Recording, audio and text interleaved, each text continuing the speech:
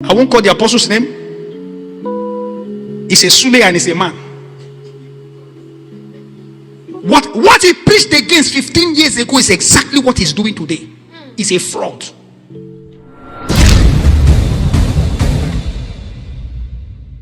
I saw something online and I want to be a little bit controversial. Many of you know a boy called Ebuka Songs. He sang a song titled Who is calling my name? Oh, Jesus is calling my name. Oh, if you call my name, I will answer 1,000,000. How many of you know him? Yes, sir. Please hear me. Please, I want to say something. I want to be a little bit what? A little controversial. I'm not saying this to bash. I'm not saying this to attack. I'm not saying this to castigate. I'm saying this to shed light. Now, a pastor in Delta State, Delta or Benin, one of them, called Pastor Kesaina, rebuked Ebuka Songs for being distracted and bowing down to a Yahoo, meaning a fraudulent altar. How many of you saw what happened online? Okay, what happened online was that Ebuka Songs was singing a very powerful song. It was ministry. And it was rebuking the generation of fraudsters in church. And fraudsters, young men who have chosen to be fraudsters, and saying that God is raising a new generation of young men who will be passionate for the kingdom. And guess what? As he was talking and he came to the part where he said, even the Yahoo generation, the pastor, the apostle in the church quickly said, hey, God is saying I should give you my car.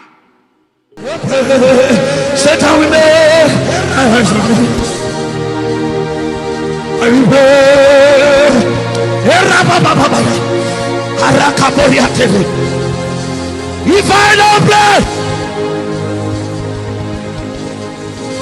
oh, God is raising men in this generation, not youths of Yahoo, but youths full of the Holy Ghost.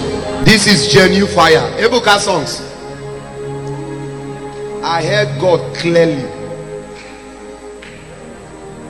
The most valuable thing I have is my Jeep. I think if they want to even sell it now, with after I have used it, it will be sold 15 million. I'm giving it to you.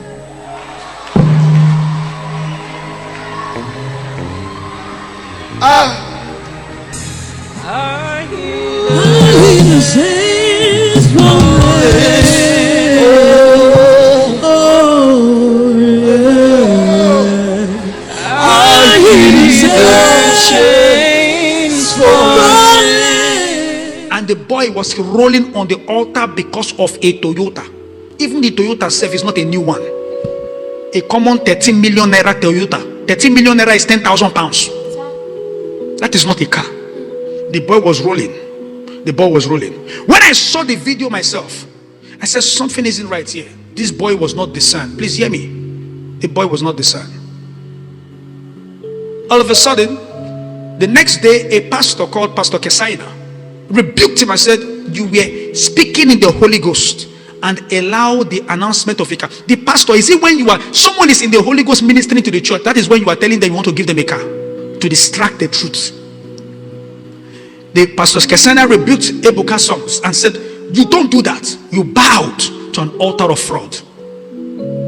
The pastor got backlash. People were shouting, the pastor is this. The pastor has now come out to say that, oh, I wasn't bashing him, I was praying for him. The pastor himself made a mistake to come and rechange or have to explain himself. The pastor was right. Let me tell you something. You know, people say they love God.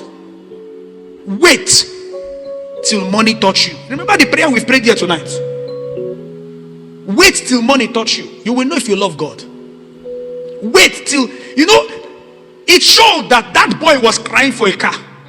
Because for him to abandon what he was preaching that moment and start rolling on the floor because someone wants to gift you a Toyota, is that a car? So if they had given him a private jet, he would run out of the church naked. What kind of rubbish? Listen to me. You don't apologize for saying what is fact. And I want to beseech the Pastor Kesaina. You don't have to explain yourself to anybody because he got backlashed by different pastors. Now I hear that there's an apostle that want to bring him to London too. Jesus is calling their name. So if you want to go and call their name, you can go and call their name. As far as I care, the apostle and him, two of them are the same thing. They've lost their way. I can't be part of that generation. If an apostle once spoke one thing and is doing the other thing, let us go back 15 years ago. What he preached against is everything he's doing today. I won't call the apostle's name. It's a Sule and it's a man. What he preached against 15 years ago is exactly what he's doing today. He's a fraud. Why did he preach everything he preached? A fraud. I have sat under the ministration of some notable men of God in Nigeria. Men of God like Pastor E. Adeboye, Pastor W.F. Kumuyi, and some other men of God in the country. I stand to be corrected, but I've never seen Bishop David Oyedepo attacking Pastor E. Adeboye. Neither have I seen Dr. Diko Lukoya attacking Pastor W.F. Kumuyi. I don't want to talk about Brother Bile Akani, whose only vision on earth is to raise disciples for Jesus. You see, these fathers are so busy with the work of God, so that they don't have the time to attack their colleagues in ministry. I think this character of theirs is worthy of emulation.